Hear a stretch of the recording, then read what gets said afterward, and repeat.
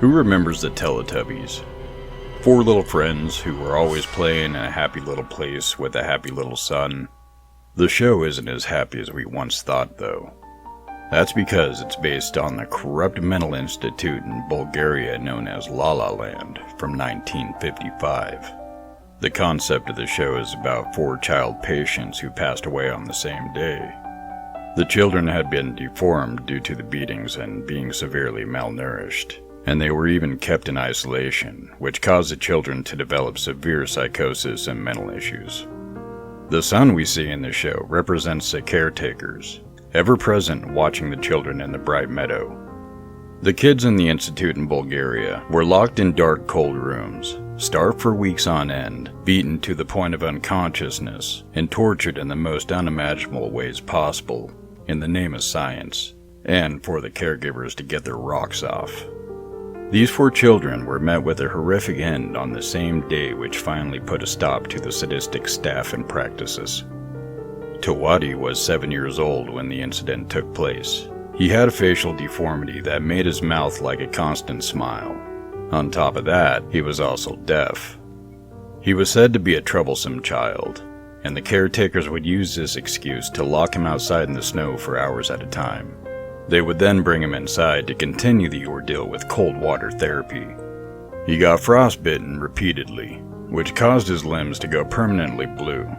It's believed that Tinky Winky's character is based on him, and his color is purple because of the severe frostbite. Lala had a facial deformity as well, but her face was stretched wide from it, which caused a permanent smile that seemed to go ear to ear. She was locked in a cold, dark room with no windows for 5 years straight, which impacted her physically as well as mentally. She used to dance around in the room without music until her feet were bleeding. Her caregivers became so infuriated by the dancing that they tortured her for hours and then broke both of her legs, finally preventing her from dancing anymore. Despite the pain, she always had the same smile on her face.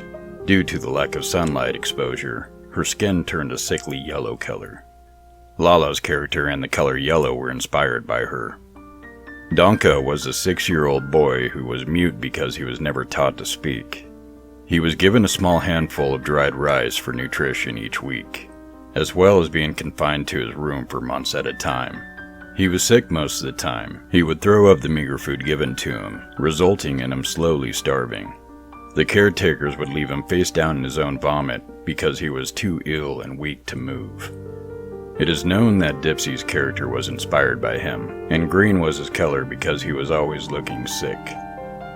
Polina was the youngest of the four, and she was locked in the institute from the moment she was born. She was born the product of rape by the caregivers on a patient. The institute had to cover up this wrongdoing somehow. Due to this reason, they used the excuse of her cleft lip, which caused a creepy smile on her face, claiming she would never be adopted, and the humane thing to do would be allow her to live in the children's ward at the hospital. She fell asleep one night near the logs for the fire.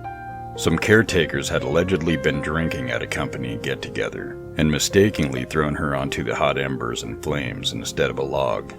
Polina woke up from her sleep when she felt her flesh melting away. She screamed for help until the caregivers finally pulled her out, but by then the damage had already been done to her entire body.